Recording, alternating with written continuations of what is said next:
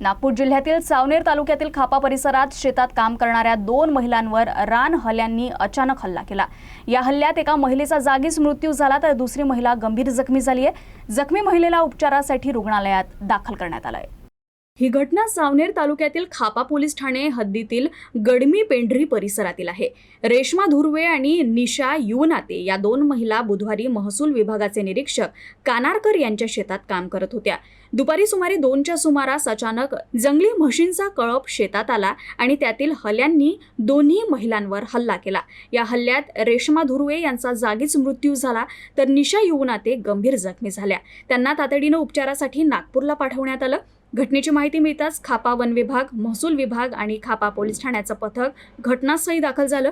स्थानिक अँब्युलन्स चालक हितेश बनसोड यांनीही तात्काळ अँब्युलन्ससह घटनास्थळी पोहोचून जखमी महिलेला रुग्णालयात पोहोचवण्यास मदत केली। या परिसरात जंगली प्राण्यांचा वाढता वावर असल्यानं ग्रामस्थांमध्ये भीतीचं वातावरण आहे। भविष्यात अशा घटना टाळण्यासाठी प्रशासनानं तात्काळ ठोस उपाययोजना कराव्यात अशी मागणी स्थानिक नागरिकांनी केली आहे।